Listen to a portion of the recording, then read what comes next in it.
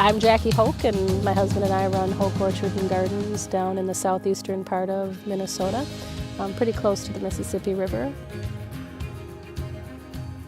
What we have is a fully diversified organic and biodynamic farming system.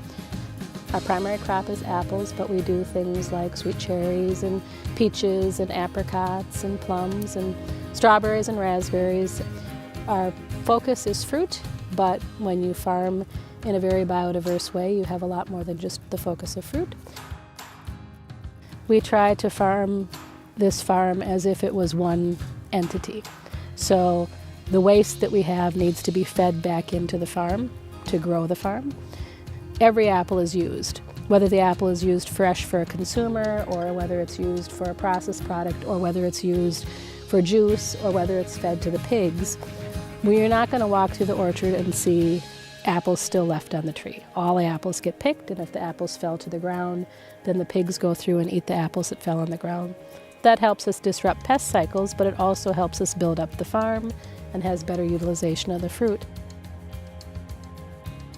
We're keeping what's in this farm, in this ecosystem, building upon itself.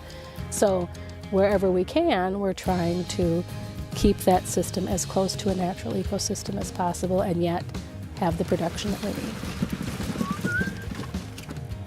If, as consumers, we're keeping our money closer to home, then we're supporting businesses that can then support more jobs, and then from the perspective of this farm, if this farm is healthy and I can hire 10 people versus 8 or 2 or 1, all of those things help our economy. So from my perspective, wherever you can spend your money locally, you should.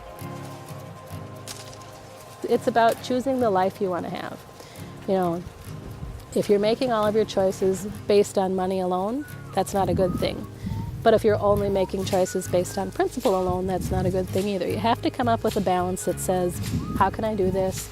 How can I sustain my life? And maybe my checkbook's not as fat as someone else's, but if my life is full, then I'm okay. But I have to pay my bills.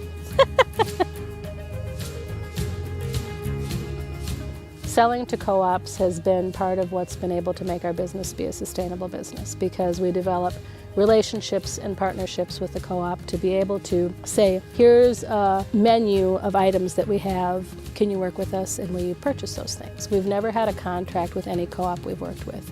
We've had relationships. If we provide a good product consistently and they value the type of farm that we have, it continues on. Valuing local farmers and valuing the type of farms is important.